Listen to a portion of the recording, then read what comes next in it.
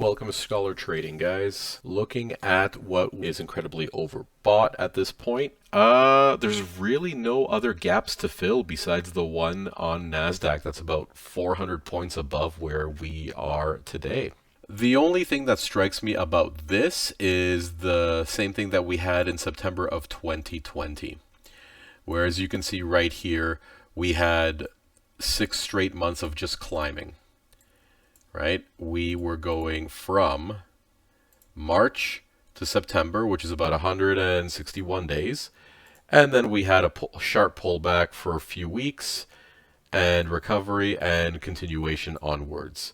So that, considering, let's say our lowest point was October, but we kind of retraced that value back in January. So from January to where we are now, crazy, 161 days. Exactly what I've just shown you from September. I'm for real. I'm for real. This is kind of where I'm at, right? I mean, I was hesitant down here, and I'm extremely hesitant right now. Look at how the volume's been playing off, right? At the beginning of 2022, this was insane. You could see this volume, how high and how much it spiked.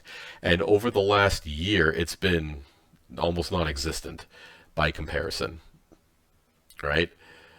And what can we say to that, right? Look at how we saw all of this until that sell-off in September, right? So very similar, volume, incredibly flat, and then big spike. With that said, I would like to dive in onto 3 of my picks. So I'm just going to go from top of the list. So SBLK, the reason why they are on my radar is because they paid a pretty decent dividend over the last year. You see, it's been slowly going down because, again, profits are a little bit less, but I would still say this is a great time to be able to scoop it up, right? It's been sitting at the support zone for quite a while, and that would be around here. Right, you see multiple times it kind of hit that area and went right back up. So this is a great time to kind of jump in on them. Dividend was paid out in June. I think that overall this is a pretty good value stock. Moving on to UAN.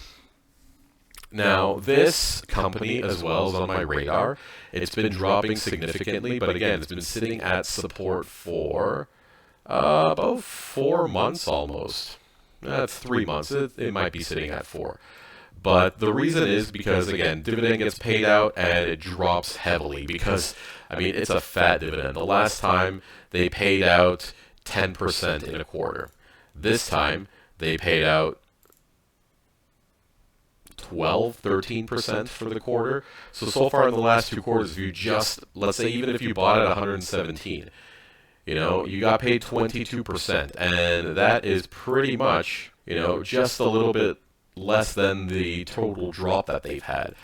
So with those dividends, I'd be scooping up more stock. Like this is a really good opportunity to be able to grab something that is of good value. Like again, the dividends all over the place, right? Because 10th of November is only $1.77, and prior to that, $10. So yeah, I mean, profits make a big difference, but you see it was only $1.77 here, and it held. But every time it's a big dividend that's coming, people want to get in and sell instantly when it registers that they're going to get it. And Rumble, I would say this is like YouTube in its infancy, right? Even though they've been around for maybe 6-7 years, they really haven't gotten much traction until the last year or two. So, yeah, keep an eye out for this one, guys. I would say, again, long-term hold, maybe 10 years plus. If you can sit on your hands that long, but, you know, this has the potential to going up 100 plus. Okay, so those are the three stocks that are on my radar right now. Yeah, I'll dive into the next 3 next week. All right, thanks for joining, guys. No! God, please, no! No! No! No!